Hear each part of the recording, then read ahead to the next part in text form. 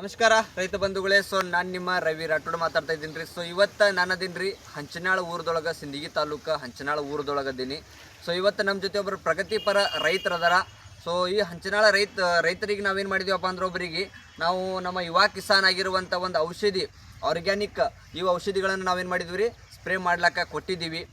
ಇದ್ರ ರಿಸಲ್ಟ್ ಯಾವ ರೀತಿ ಐತಿ ಅನ್ನೋದನ್ನು ನಾವು ಅವ್ರ ಬಾಯಲ್ಲಿ ತಿಳ್ಕೊಳ್ಳೋಣ ಮತ್ತು ಅವ್ರು ಏನು ಹೇಳಕ್ಕೆ ಇಷ್ಟಪಡ್ತಾರೆ ಅನ್ನೋದ್ರ ಬಗ್ಗೆ ನಾವು ತಿಳ್ಕೊಳ್ಳೋಣ.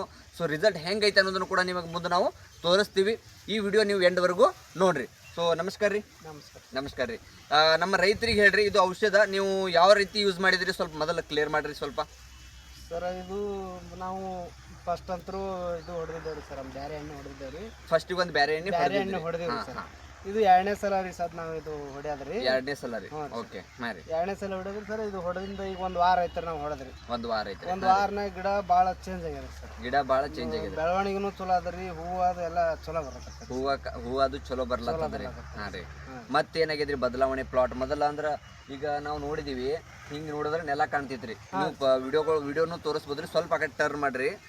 ಈ ಕಡೆ ಎಲ್ಲ ಹಿಂಗ್ ಸೈಡ್ ನೋಡಿತಂದ್ರ ನೆಲ ಕಾಣ್ತೈತ್ರಿ. ಹೌದಿಲ್ರಿ? ಫುಲ್ ಎಲ್ಲ ಹೈಟ್ ಆಗ್ಯದ. ಆಮೇಲೆ ಹಿಂಗನು ಕೂಡ ಗ್ಯಾಪ್ ಭಾಳ ಇತ್ತು, ಅದನ್ನು ಕೂಡ ಇವತ್ತು ಕೂಡ್ಲಾಕ ಬಂದದ. ಹೌದಿಲ್ರಿ? ಬಟ್ ಈ ಔಷಧ ಬಗ್ಗೆ ನಮ್ಮ ರೈತರಿಗೆ ಏನ್ ಹೇಳಕ್ ಇಷ್ಟಪಡ್ತೀರಿ ಸರ್? ಚಲೋ ಅದ್ರಿ ಸರ್. ಇದೇ ನಾವು ಫಸ್ಟ್ ಟೈಮ್ ಮಾಡಿದ್ರಿ. ಫಸ್ಟ್ ಟೈಮ್ ಮಾಡಿರಿ. ಆದ್ರೂ ಕೂಡ ಇವತ್ತಿಗಿನ 7 ದಿನ ಆಗಿಲ್ರಿ.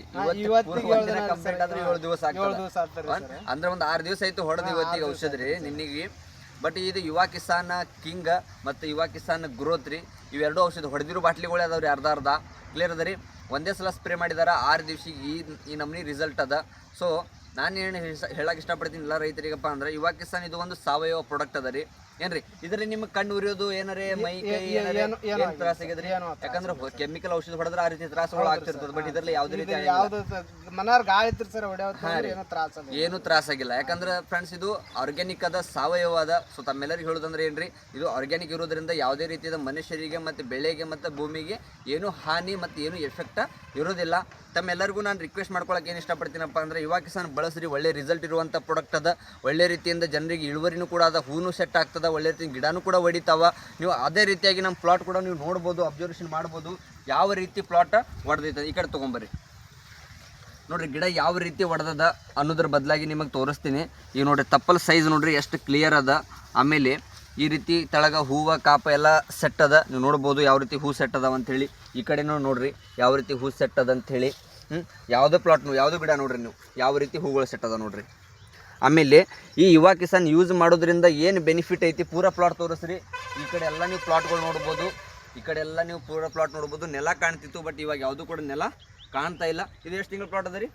ಈಗ 2 ತಿಂಗಳ ಪ್ಲಾಟ್ ಅದ. 2 ತಿಂಗಳ ಪ್ಲಾಟ್ ಅದ. ಈ ರೀತಿ ಇವತ್ತಿಗೆ ಇದು ಯುವ ಕಿಸಾನ್ ಒಂದು 6 ದಿವಸದೊಳಗೆ ಈ ರೀತಿ ರಿಸಲ್ಟ್ ಕೊಟ್ಟದ. ನಿಮ್ಮೆಲ್ಲರಿಗೂ ಹೇಳೋದಂದ್ರೆ ಏನ್ರಿ, ಇದರ ಬೆನಿಫಿಟ್ ಇನ್ನೂ ನಿಮಗೆ ಇವಾಗಂತೂ ರಿಸಲ್ಟ್ ತೋರಿಸ್ತೈತಿ.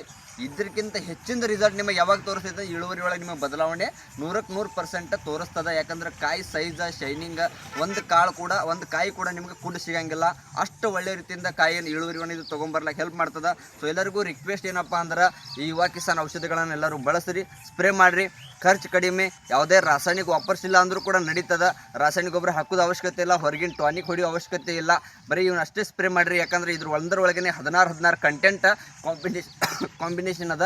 ಸೊ ನಿಮ್ಮೆಲ್ಲರಿಗೆ ಹೇಳೋದಂದ್ರೆ ಇಷ್ಟೇ, ಯುವ ಕಿಸಾನ್ ಬಳಸ್ರಿ, ಒಳ್ಳೆ ರಿಸಲ್ಟ್ ಪಡ್ಕೋರಿ, ಖರ್ಚು ಕಡಿಮೆ, ಹೆಚ್ಚಿನ ಇಳುವರಿ ಪಡ್ಕೋರಿ ಅಂತ ಹೇಳ್ತಾ, ಸೊ ನಮ್ಮ ಒಂದು ಅಭಿಯಾನ ವಿಷಮುಕ್ತ ಭೂಮಿ ರೋಗಮುಕ್ತ ಭಾರತ, ಈ ಅಭಿಯಾನಕ್ಕೆ ತಾವೆಲ್ಲರೂ ಕೂಡ ಕೈ ಜೋಡಿಸ್ರಿ ಅಂತ ಹೇಳ್ತಾ, ಸೊ ಈ ವಿಡಿಯೋನ ಮತ್ತೆ ನಾವು ಎಂಡ್ ಮಾಡ್ತೀವಿ. ಮತ್ತೆ ಸಿಗೋಣ ನೆಕ್ಸ್ಟ್ ಒಂದು ವಿಡಿಯೋದೊಳಗೆ ರಿಸಲ್ಟಿನ ಜೊತೆಗೆ. ಜೈ ಹಿಂದ್, ಜೈ ಅಮಟ್, ಜೈ ಭಾರತ್.